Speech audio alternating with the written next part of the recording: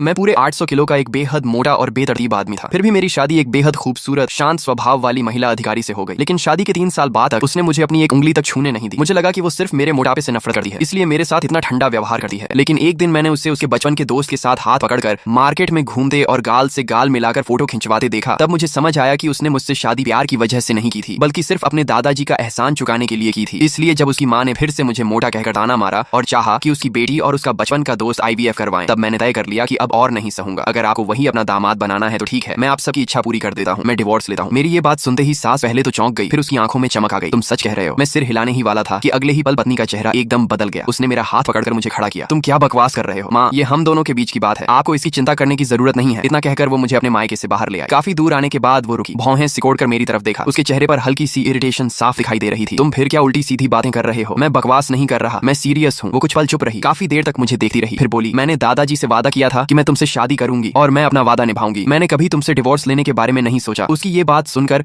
मैं कड़वी हंसी हंस पड़ा। कभी डिवोर्स नहीं सोचा? वो सच में कुछ भी कह सकती है। मुझे अच्छी तरह याद है कि पिछले जन्म में उसी ने मुझसे डिवोर्स मांगा था। बिना किसी वार्निंग के उसने नोटिफिकेशन की तरह डिवोर्स पेपर मेरे सामने रख दिया था। मैंने तुम्हें बहुत सह लिया, तुम्हारे दादाजी का एहसान भी काफी चुका दिया, अब हमारे बीच सब खत्म। पिछले जन्म में मरते दम तक मुझे समझ नहीं आया कि उसने अचानक डिवोर्स क्यों मांगा था, लेकिन इस जन्म में मैं वजह जानना भी नहीं चाहता था। मैंने उससे ज्यादा बहस नहीं की क्योंकि मैंने तारीख गिन ली थी। पिछले जन्म में जिस दिन उसने डिवोर्स मांगा था वो दिन अब ज्यादा दूर नहीं था। इस बार मैं खुशी खुशी उस डिवोर्स पेपर पर साइन कर दूंगा। उसके बाद मैं वेट लॉस करने और रेस्टोरेंट चलाकर पैसे कमाने में लग गया। 600 युएन ये वो कुल खर्च था जो इन सालों में उसने मुझ पर किया था। इसे मैं उसका एहसान मानता था। रेस्टोरेंट अच्छे से चलने लगे और जैसे ही मैं ये 600 युएन कमा लूंगा उसे वापस कर दूंगा, फिर हमारा हिसाब हमेशा के लिए बराबर हो जाएगा। मैं हर दिन इतना बिजी रहता कि पैरों को आराम तक नहीं मिलता। सुबह अंधेरा रहते ही दौड़ लगाता, फिर सीधे सब्जी मार्केट जाकर सामान खरीदा, रेस्टोरेंट लौटे ही सब्जियां धोता और तैयारी करता। ऐसे ही 2 महीने बीत गए और मेरा छोटा रेस्टोरेंट पूरे इलाके में फेमस हो गया। इतनी मेहनत से वेट लॉस भी सिर्फ एक्सरसाइज करने से कहीं ज्यादा तेजी से हुआ। 2 महीने में मेरा पूरे 50 जिन वजन कम हो गया। एक दिन रेस्टोरेंट बंद करके शाम के सूरज के साथ घर लौटा। आज कस्टमर्स बहुत ज्यादा आए थे, सारा सामान जल्दी खत्म हो गया था। मैं पसीने से तर था और पूरा शरीर चिपचिपा हो रहा था। मैं बस जल्दी से नहाना चाहता था, लेकिन जैसे ही मैंने कपड़े उतारे बांस का पर्दा अचानक बाहर से उठ गया। मैं घबरा गया और तुरंत तौलिया लपेट लिया। पीछे मुड़कर देखा तो टाइट ड्रेस पहने पत्नी से मेरी नजरें मिल गईं। मैं इतना घबरा गया कि नजरें हटाना चाहता था, लेकिन मेरी आंखें अपने आप उसी पर टिक गईं। मेरा चेहरा तुरंत गर्म हो गया। उसी समय उसकी आंखें भी फैल गईं और उनमें एक पल के लिए हैरानी और अट्रैक्शन दोनों दिखाई दिए। वो जल्दी से संभली, उसके कान लाल हो गए और वो बाहर चली गई। थोड़ी देर बाद मैं नहाकर बाहर आया, लेकिन बहुत अनकंफर्टेबल महसूस कर रहा था। मैंने आंगन में बैठे उसे देखा। आज इतनी जल्दी कैसे आ गई? ट्रेनिंग जल्दी खत्म हो गई। इतना कहकर वो चुप हो गई और बस मुझे देखती रही। उसकी नजरें बार बार मेरे शरीर पर जा रही थीं। अब मेरे चेहरे की चर्बी काफी कम हो चुकी थी और असली फेशियल फीचर्स साफ दिखाई देने लगे थे। उसने पहली बार महसूस किया कि मैं असल में काफी हैंडसम हूँ। तुम इतने पतले कैसे हो गए? रेस्टोरेंट के काम में इतना बिजी रहा कि पता ही नहीं चला कब वेट कम हो गया। अचानक हम दोनों के बीच अजीब सी खामोशी छा गई। मैंने सिर झुकाकर कहा, मैं नहा चुका हूँ, अब तुम नहा लो। उसके बाथरूम में जाने के बाद मैंने ठंडे पानी से चेहरा धोया ताकि चेहरे की गर्मी कम हो जाए। आज उसने सामान्य से काफी ज्यादा देर तक नहाया। जब तक मैं कमरे में बैठकर रेस्टोरेंट का पूरा हिसाब खत्म कर चुका तब जाकर वो बाहर आए। मैं पैसे गिनने में इतना मग्न था कि मुझे पता ही नहीं चला वो कब मेरे पीछे आकर खड़ी हो गई। तभी मेरे कानों में उसकी हल्की हंसी सुनाई दी। लगता है तुम्हारा रेस्टोरेंट काफी अच्छा चल रहा है। मैं चौंक गया और तुरंत अकाउंट बुक बंद कर दी। हाँ ठीक ठाक है, लेकिन सच तो ये था कि बिजनेस बहुत अच्छा चल रहा था। सिर्फ 2 महीने में कॉस्ट निकालने के बाद और पॉन शॉप से अपना पेंडेंट छुड़ाने के पैसे निकालकर भी मैंने 150 युएन 6 माओ 3 फेन का साफ प्रॉफिट कमा लिया था। अब सिर्फ 429 युएन 3 माओ 7 फेन और कमाने थे, फिर उसका पूरा एहसान चुका देता। मेरी आंखों में अब पहले जैसी उदासी नहीं बल्कि उम्मीद की चमक थी। उसने भी ये बदलाव महसूस किया और धीमी आवाज में बोली, वो क्या अब हमें एक बच्चा नहीं कर लेना चाहिए? उसे लगा था कि ये बात सुनकर मैं खुश हो जाऊंगा, लेकिन उसका मतलब समझते ही मेरा चेहरा सख्त हो गया। मैंने बिना सोचे मना कर दिया, रहने दो, मैं हर दिन बहुत बिजी रहता हूँ और तुम्हें भी ट्रेनिंग करनी होती है। अगर बच्चा हो गया तो बहुत परेशानी होगी। इतना कहकर मैंने अकाउंट बुक उठाई और बाहर जाने लगा। मैं सुबह बहुत जल्दी उठ जाता हूँ, कहीं तुम्हारी नींद न खराब हो जाए, इसलिए मैं बगल वाले कमरे में सो जाऊंगा। जो महिला ऑफिसर अब तक अपने पति को पास भी नहीं आने देती थी, पहली बार उसके मन में थोड़ा लगाव पैदा हुआ था, लेकिन उसे सीधा इनकार मिल गया। उसका चेहरा थोड़ा उतर गया। उसने मेरा हाथ पकड़ लिया। मेरा कोई और मतलब नहीं था। अगर तुम मेरे साथ बच्चा नहीं चाहते तो ठीक है, लेकिन पति पत्नी अलग अलग कमरों में सोएं, ये कैसी बात हुई? मैं भी सुबह जल्दी उठी हूँ, मुझे कोई परेशानी नहीं होगी। मैंने होंठ भींच लिए और फिर कुछ नहीं कहा। उसके बाद कुछ समय तक रेस्टोरेंट का बिजनेस और अच्छा होता गया। मैंने एक हेल्पर भी रख लिया। मेरे और उसके रिश्ते भी पहले से काफी बेहतर हो गए। मैं हर दिन थोड़ा थोड़ा पतला होता गया और उसका व्यवहार भी पहले से ज्यादा नरम और केयर करने वाला हो गया। खाली समय में वो रेस्टोरेंट आकर मुझे घर ले जाती। यहाँ तक कि एक दिन वो मुझे नए डिपार्टमेंट स्टोर भी ले गई और बोली कि मेरे लिए गोल्ड रिंग खरीदना चाहती है। हमारी शादी बहुत जल्दी में हुई थी। अब सब लोग वेडिंग रिंग पहनते हैं तो हम भी पहनकर देखें। अगर मैं कहूँ कि मेरा दिल बिल्कुल नहीं डोला तो वो झूठ होगा। पिछले जन्म में मैं ऐसी ही पत्नी का सपना देखा था, लेकिन मेरे अंदर बची हुई थोड़ी सी समझदारी ने मुझे फिर होश में ला दिया। मैंने सिर हिलाया। मुझे ज्वेलरी पहनना पसंद नहीं है। इस जन्म में मैं खुद को पिछले जन्म की तरह उसी गड्ढे में दोबारा गिरने नहीं दूंगा। 3 दिन बाद 23 सितंबर आने वाला था। यही वो दिन था जब पिछले जन्म में उसने बिना किसी वार्निंग के मुझसे डिवोर्स मांगा था। इस बार मैं वही गलती दोबारा नहीं दोहराऊंगा। 22 सितंबर की शाम मैं रेस्टोरेंट के किचन में सफाई कर रहा था। बस आखिरी कस्टमर के खाना खत्म करने का इंतजार था, फिर शॉप बंद करने वाला था। तभी वो कस्टमर खाना खाकर उठा, लेकिन 2 कदम चलते ही अचानक बेहोश होकर गिर पड़ा। मैं घबरा गया और तुरंत स्टाफ के साथ मिलकर उसे सबसे नजदीकी हॉस्पिटल पहुंचाया। अच्छी बात यह रही कि कोई बड़ा खतरा नहीं हुआ। जब उसके फैमिली मेंबर्स आ गए और मैंने पूरी बात समझा दी, तब मैं स्टाफ से अलग होकर घर लौटने लगा। लेकिन जैसे ही मुड़ा, वहीं का वहीं रुक गया। मैंने देखा कि मेरी पत्नी का बचपन का दोस्त बिना किसी झिझक के सबके सामने उसे आधा गले लगाए हुए गायनिकोलॉजी डिपार्टमेंट से बाहर निकल रहा था। वो गायनिकोलॉजी डिपार्टमेंट में क्या करने आई थी और उसका बचपन का दोस्त यहाँ क्यों था, पता नहीं क्यों। मैं चुपचाप उनके पीछे चल पड़ा। हॉस्पिटल से बाहर तक उनका पीछा करता रहा। तभी हवा के साथ उस आदमी की आवाज मेरे कानों तक पहुंची, तुम चिंता मत करो, ये बच्चा पैदा होने के बाद उसकी जिम्मेदारी मैं उठाऊंगा। ये सुनते ही मेरा दिमाग पूरी तरह सुन्न हो गया, कानों में सिर्फ भनभनाहट रह गई। अचानक सारी बातें आपस में जुड़ गईं। तभी मुझे एहसास हुआ कि पिछले जन्म में भी लगभग इसी समय उसने मुझसे डिवोर्स मांगा था। जो बात अब समझ नहीं आई थी, आज सब साफ हो गया। पिछले जन्म में उसने डिवोर्स इसलिए मांगा था क्योंकि वो किसी दूसरे आदमी के बच्चे की मां बनने वाली थी और जल्दी से उससे शादी करना चाहती थी। मेरे सीने में दबा हुआ दर्द अचानक फूट पड़ा। मुझे लगा था कि मैंने खुद को इस दिन के लिए तैयार कर लिया है, लेकिन सच सामने आते ही ऐसा लगा जैसे मेरे ऊपर बिजली गिर गई हो। पूरे शरीर का खून जैसे जम गया। मैंने कभी नहीं सोचा था कि उसके जैसे कैरेक्टर वाली इंसान शादी के रहते ऐसा काम कर सकती है। ऐसा लगा जैसे किसी ने मेरे सीने पर जोर से हथौड़ा मार दिया हो। मैं सीधा उनके सामने गया और ठंडे चेहरे से पूछा, तुम्हारी बात का क्या मतलब है? दोनों एकदम चौंक गए। वो आदमी तुरंत उसके सामने आकर खड़ा हो गया और सख्त आवाज में बोला, जो कहना है मुझसे कहो। पत्नी ने भौहें सिकोड़ ली, तुरंत उसका हाथ पकड़ लिया और मुझे देकर सावधानी से बोली, पहले शांत हो जाओ। उसका सिर्फ इतना सा एक्शन मेरे दिल में सुई की तरह चुभ गया। सचमुच पिछले कुछ समय से जो उसका प्यार और केयर मुझे मिल रहा था, वो सब सिर्फ दिखावा था। जब असली वक्त आया, उसके दिल में हमेशा किसी और की जगह थी। मैंने अभी कुछ किया भी नहीं था और वो पहले से ही मुझसे बचाव करने लगी थी। मैं कुछ कह पाता उससे पहले पीछे से नर्स दौड़ती हुई आई और बोली, पेशेंट के फैमिली मेंबर कौन है? आपकी रिपोर्ट यहीं छूट गई है। उसने मेरी तरफ गहरी नजर से देखा और बोली, मैं थोड़ी देर में लौटकर तुम्हें सब समझाऊंगी। इतना कहकर वो वापस अंदर चली गई। तभी वो आदमी मेरे सामने आया और हल्की मुस्कान के साथ बोला, जीजा जी सॉरी। मैं भौहें सिकोड़कर उसकी बात समझ ही रहा था कि वो अचानक एक कदम पीछे हटा और जोर से चिल्लाया, जीजा जी आपने मुझे क्यों धक्का दिया? अगले ही पल वो सीधा सीढ़ियों से नीचे लुढ़क गया। उसके सिर से बहुत सारा खून बहने लगा। मेरी सांस जैसे रुक गई। तभी अगले ही पल पत्नी की गुस्से से भरी आवाज मेरे कानों में गूंज उठी। वो दौड़कर खून में पड़े गू शुहेंग को उठाने लगी और उसे लेकर हॉस्पिटल के अंदर भाग गई। 2 घंटे बाद इमरजेंसी रूम का दरवाजा खुला। व्हाइट कोट पहने डॉक्टर बाहर आया और लंबी सांस लेकर बोला, जान को कोई खतरा नहीं है, लेकिन दिमाग में ब्लड क्लॉट है, आगे ध्यान से ऑब्जर्वेशन करना होगा। उसी समय अंदर से गू शुहेंग की आवाज भी सुनाई दी। मैं कॉरिडोर में खड़ा था। मेरा चेहरा पूरी तरह सफेद पड़ चुका था। मेरा गला भर आया था। मेरे मन में सिर्फ एक ही बात घूम रही थी, मैंने उसे धक्का नहीं दिया। लेकिन सू मेंग्याओ मेरी एक बात भी सुनने को तैयार नहीं थी। उसकी आंखें बर्फ जैसी ठंडी थी। वो मुझे घूरते हुए बोली, शेन यीफेंग, मुझे लगा था तुम बदल गए हो, लेकिन तुम आज भी वैसे ही हो। अभी शुहेंग जिस इंसान की जिम्मेदारी लेने की बात कर रहा था, वो मैं नहीं थी। उसका काफी समय पहले एक्सीडेंट की वजह से किसी और से बचा हो गया था और आगे उस बच्चे को हम दोनों मिलकर पालने वाले थे। लेकिन तुम्हारा दिल इतना निर्दयी कैसे हो सकता है कि तुमने उसे सीधे सीढ़ियों से धक्का दे दिया? उसके सिर्फ 3 वाक्य मेरे दिल पर हथौड़े की तरह गिरते रहे। मैंने मुठियां कस ली और दांत भींचकर फिर कहा, मैंने कहा ना, मैंने उसे धक्का नहीं दिया। लेकिन चाहे मैं ये बात कितनी भी बार कहता, सू मेंग्याओ की आंखों में सिर्फ ठंडापन और अविश्वास था। तभी नर्स गू शुहेंग को वार्ड से बाहर लेकर आई। सू मेंग्याओ तुरंत उसके पीछे चल दी और उसने मुझे एक नजर तक देखना जरूरी नहीं समझा। उसकी आंखों में जो ठंडापन और फैसला था, वैसा मैंने पहले कभी नहीं देखा था। मैं वहीं जड़ होकर खड़ा रह गया। मेरे दिमाग में बस यही सवाल घूमता रहा कि आखिर मैंने उससे प्यार ही क्यों किया था। घर लौटकर मैं पूरी रात ड्राइंग रूम में चुपचाप बैठा रहा। मेरी आंखों में बिल्कुल नींद नहीं आई। उस दौर में कहीं भी सीसीटीवी नहीं था, इसलिए कोई भी मेरी बेगुनाही साबित नहीं कर सकता था। बाहर पूरी तरह सुबह होने के बाद ही मैं उठा, मुंह धोया और जल्दी जल्दी रेस्टोरेंट के लिए निकल गया। चाहे कुछ भी हो, रेस्टोरेंट तो खोलना ही था। लेकिन मैंने कभी नहीं सोचा था कि उसी दिन गू शुहेंग की मां लोगों को लेकर सीधे मेरे रेस्टोरेंट पर आ धमकेगी और सब कुछ तोड़ फोड़ देगी। वो जमीन पर बैठ गई और जोर जोर से चिल्लाने लगी, ये मोटा आदमी एक मर्डरर है, इसने मेरे बेटे को लगभग मार ही डाला था। ऐसे आदमी के रेस्टोरेंट का खाना खाने की हिम्मत तुम लोगों में कैसे है? अगर इसका मूड खराब हो गया तो पता नहीं कब चाकू उठाकर किसी को मार डाले। उसकी बात सुनते ही सारे कस्टमर्स डर कर भाग गए। उसके बाद कोई भी मेरे रेस्टोरेंट में खाना खाने नहीं आया। जिस रेस्टोरेंट को मैंने दिन रात मेहनत करके खड़ा किया था,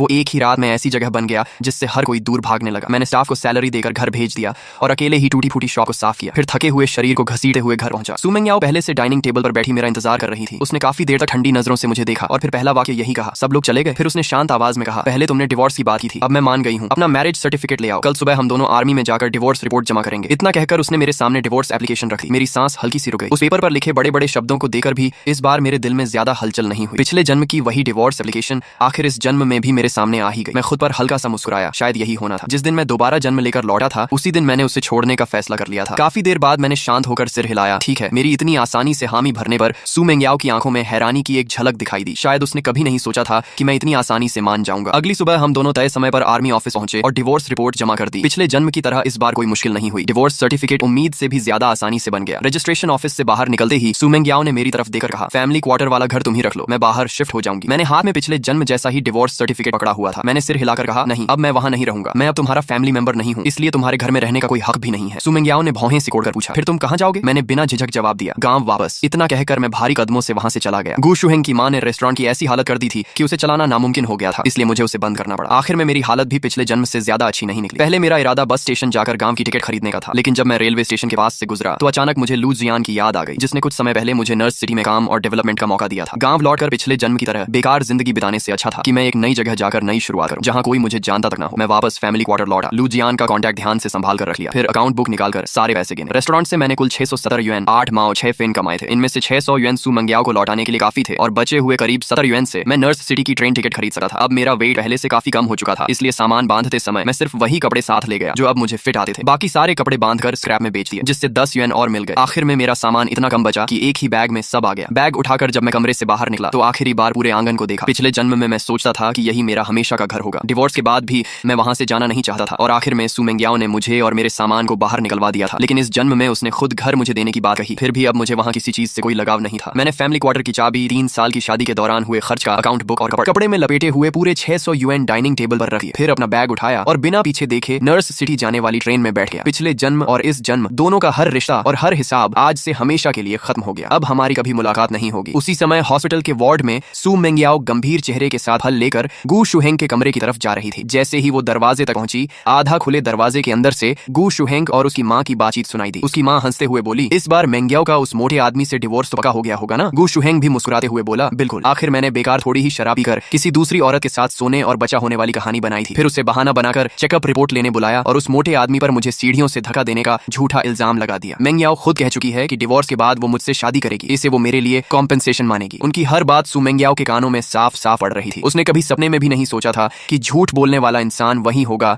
जिसके साथ वो बचपन से बड़ी हुई थी। गुस्से में उसने दरवाजा जोर से खोल दिया। उसके चेहरे पर आग बरस रही थी। सिर्फ मुझे धोखा देने के लिए तुम लोगों ने एक इंसान की जिंदगी को दांव पर लगा दिया। उसके दिल का गुस्सा फट पड़ा। उसका मन कर रहा था कि वही उन माँ बेटे को खत्म कर दे, लेकिन तभी उसकी जेब में रखा डिवोर्स सर्टिफिकेट जलते लोहे की तरह उसके सीने को चुभने लगा। सू मेंग्याओ का पूरा शरीर कांप उठा और उसकी आंखें तुरंत लाल हो गईं। तो सच में उसने मुझ पर झूठा इल्जाम लगाया था। तभी उसे मेरी वो बात याद आई कि मैं गांव लौट रहा हूँ। नहीं, उसे जाने नहीं देना चाहिए। उसने फल वहीं फेंके और बिना पीछे देखे हॉस्पिटल से भागती हुई घर पहुंची। लेकिन जैसे ही उसने दरवाजा खोला, पूरा घर खामोश था। मेरी हर चीज वहां से गायब हो चुकी थी। टेबल पर सिर्फ घर की चाबी, कपड़े में बंधे पैसे और एक अकाउंट बुक रखा था। कांपते हाथों से उसने अकाउंट बुक खोला। उसमें शादी के 3 सालों के दौरान उसने मुझ पर खर्च किए गए हर एक युएन का हिसाब लिखा था। आखिर में मेरी लिखी हुई एक लाइन थी, सू मेंग्याओ, पूरे 600 युएन, एक भी फेन कम नहीं, तुम्हें लौटा रहा हूँ। आज से हमारा कोई लेना देना नहीं रहा। वो भागकर रेस्टोरेंट पहुंची, लेकिन रेस्टोरेंट पहले ही बंद हो चुका था। उसे लगा मैं गांव लौट गया हूँ, इसलिए वो उसी रात गांव भी पहुंच गई। लेकिन वहां भी मैं नहीं था। किसी को नहीं पता था कि मैं कहाँ गया हूँ। सू मेंग्याओ ने मुझे बहुत लंबे समय तक ढूंढा, लेकिन उसे मेरी कोई खबर कभी नहीं मिली। साल 1988 में नर्स सिटी का यूएमिंग रेस्टोरेंट में इस बार सू मेंग्याओ ट्रेनिंग एक्सचेंज के लिए नर्स सिटी आई थी। काम खत्म होने के बाद उसकी महिला साथी वेनजंग जिद करके उसे यहाँ लाई और बोली, मेंग्याओ, इस रेस्टोरेंट का मालिक सिर्फ खाना ही नहीं बल्कि लुक्स और पर्सनैलिटी में भी किसी फिल्म स्टार से कम नहीं है। यकीन मानो, यहाँ आकर तुम्हें बिल्कुल पछतावा नहीं होगा। आखिरकार सू मेंग्याओ उसकी बात मानकर यूनकाई यूएमिंग रेस्टोरेंट आ गई। एक एक करके सारे डिशेस प्राइवेट रूम में आने लगे। वेनजंग तो बड़े मजे से खाने लगी, लेकिन सू मेंग्याओ ने बस यूं ही एक और खाया। अगले ही पल उसकी आंखें फैल गईं। उसे इन व्यंजनों में एक बेहद जाना पहचाना स्वाद महसूस हुआ। उसके मन में अचानक एक शक पैदा हुआ। उसने तुरंत चॉपस्टिक्स नीचे रखी और कहा, क्या मैं आपके बॉस से मिल सकती हूँ? वेटर के बाहर जाते ही वेनजंग मुस्कुराकर उसे छेड़ते हुए बोली, अरे मेंग्याओ, आखिर तुम्हारे दिल में भी किसी के लिए जगह बन ही गई। लेकिन सू मेंग्याओ ने उसकी बात पर ध्यान नहीं दिया। उसकी नजर लगातार दरवाजे पर टिकी रही। कुछ ही देर बाद दरवाजा खुला और अंदर एक लंबा, स्मार्ट और बेहद हैंडसम आदमी आया। सू मेंग्याओ तुरंत खड़ी हो गई। वह सामने खड़े आदमी को अवाक होकर देखने लगी। उसकी आंखों में सिर्फ हैरानी थी। उधर मैंने भी उसे देखते ही हल्की सी हैरानी महसूस की। इतने साल बाद अपनी एक्स वाइफ से फिर मुलाकात होगी, मैंने कभी नहीं सोचा था। लेकिन अब बहुत समय बीत चुका था। पुरानी बातों में उलझे रहने का कोई मतलब नहीं था। मैं कुछ पल चुप रहा, फिर अंदर जाकर मुस्कुराते हुए बोला, बहुत समय बाद मिले सू मेंग्याओ। सू मेंग्याओ सामने खड़े पहले से कहीं ज्यादा हैंडसम हो चुके मुझे जटिल भावों से देखती रही। वह 5 साल तक मुझे ढूंढती रही थी, लेकिन कभी नहीं सोचा था कि मुलाकात यहाँ होगी। उसने गहरी सांस लेकर कहा, बहुत समय बाद। वेनजंग को भी हैरानी हुई कि सू मेंग्याओ रेस्टोरेंट के मालिक को पहले से जानती है। वह हंसते हुए बोली, अच्छा, तो इसलिए तुम बॉस से मिलने की जिद कर रही थी। लगता है खाने का स्वाद पहचान गई थी। उसकी बात सुनकर मुझे भी सब समझ आ गया। मैं मन ही मन मुस्कुरा दिया। तो बात ये थी, इतने साल बाद भी वह मुझे नहीं भूली थी। मुझे थोड़ा अजीब लगा। शायद इंसान हमेशा उसी को याद रखता है जिसे वह खो देता है। इन सालों में बिजनेस करते करते मैं पहले जैसा भावुक नहीं रहा था। अब मैं अपनी फीलिंग्स चेहरे पर नहीं आने देता था। मैं मुस्कुराकर बोला, आज सच में बड़ा संयोग है। आज का पूरा बिल मेरी तरफ से। अगर और कुछ खाना हो तो वेटर से कह देना। मुझे अभी थोड़ा काम है, मैं चलता हूँ। वेनजंग कुछ कहने ही वाली थी कि सू मेंग्याओ ने पहले ही पूछ लिया, क्या आज काम खत्म होने के बाद थोड़ी देर बात कर सकते हैं? वेनजंग ने भौहें उठाकर सू मेंग्याओ की तरफ देखा। उसे लगा कहीं मेंग्याओ को रेस्टोरेंट के बॉस से प्यार तो नहीं हो गया। उसे पहले से पता था कि सू मेंग्याओ का डिवोर्स हो चुका है और उसके बाद उसने दोबारा शादी से हमेशा इनकार कर दिया था। हर बार जब भी उसे किसी मैच मेकिंग प्रोग्राम में ले जाने की कोशिश होती, वह मना कर देती थी। अब जाकर वेनजंग को वजह समझ आई। सू मेंग्याओ उसकी नजरों का मतलब समझ रही थी। अगर पहले की बात होती तो वह उसे तुरंत कोहनी मार देती, लेकिन इस समय मेरे अलावा उसके लिए कुछ भी ज्यादा जरूरी नहीं था। उसकी बात सुनकर मैंने मन ही मन ठंडी हंसी हंसी। अब हमारे बीच बात करने लायक बचा ही क्या था, लेकिन मेरे चेहरे पर कुछ नहीं आया। मैं पहले की तरह शांत रहा और बोला, शायद आज नहीं हो पाएगा, घर पर थोड़ा जरूरी काम है। उसी समय रेस्टोरेंट का मैनेजर जल्दी से मेरे पास आया और धीरे से बोला, बॉस, टेबल नंबर 58 पर एक कस्टमर। उसकी बात सुनकर मैंने भौहें सिकोड़ ली। मैंने सू मेंग्याओ और वेनजंग को इशारे से माफी मांगी और वहां से चला गया। मेरे जाते ही वेनजंग मुस्कुराकर बोली, अब समझ आया कि तुम मैच मेकिंग में क्यों नहीं जाती थी। दिल में पहले से कोई था। वैसे भी बॉस जैसा आदमी हो तो किसी और को कौन पसंद करेगा। इतनी अच्छी बॉडी और इतना हैंडसम चेहरा, आराम से टीवी स्टार बन सकता है। सू मेंग्याओ ने उसकी तरफ देखा और शांत आवाज में कहा, वह मेरा एक्स हस्बैंड है। वेनजंग की आंखें फैल गईं। क्या वह तुम्हारा एक्स हस्बैंड कैसे हो सकता है? तुम्हारा एक्स हस्बैंड तो बहुत मोटा था ना? सू मेंग्याओ ने आंखें सिकोड़कर पूछा, तुम्हें मेरे एक्स हस्बैंड के बारे में कैसे पता? असल में वेनजंग मेरे जाने के 1 साल बाद दूसरे यूनिट से हमारे ऑफिस में आई थी। नियम के हिसाब से उसे मेरे बारे में कुछ भी पता नहीं होना चाहिए था। वेनजंग तुरंत चुप हो गई। उसे समझ आ गया कि उससे गलती हो गई है। वह झेंपते हुए बोली, बस लोगों को बातें करते सुना था। सू मेंग्याओ ने पूछा, कौन लोग? वेनजंग समझ गई कि अब बात छिप नहीं सकती, इसलिए सच बता दिया। कुछ साल पहले जब हम कैपिटल हॉस्पिटल गए थे तब मैंने कुछ नर्सेस को बातें करते सुना था, इसी वजह से मुझे पता चला। यह सुनते ही सू मेंग्याओ की भौहें और सिकुड़ गईं। कैपिटल हॉस्पिटल का नाम सुनते ही उसके मन में अनगिनत सवाल उठने लगे। क्या फिर से गू शुहेंग कोई चाल चल रहा था या सिर्फ नर्सेस की गॉसिप थी? उसने गंभीर होकर पूछा, अच्छी तरह सोचो, क्या उन नर्सेस में कोई गू शुहेंग नाम का भी था? एक बार सांप के काटने के बाद इंसान रस्सी से भी डर जाता है। गू शुहेंग की चालें आज तक उसके मन में बसी हुई थी। अगर उसकी वजह से गलतफहमी न हुई होती तो हम दोनों 5 साल तक अलग नहीं रहते। ये सोचते ही उसका चेहरा और भारी हो गया। वेनजंग ने उसे इतना गंभीर देखा तो ध्यान से याद करने लगी। वह बोली, मुझे याद है जब हम मिशन से लौटे थे तो कुछ युवा नर्सेस तुम्हें देखकर बात कर रही थी कि तुम्हारा कोई बॉयफ्रेंड है या नहीं। तभी एक मेल नर्स ने कहा कि तुम्हारा डिवोर्स हो चुका है।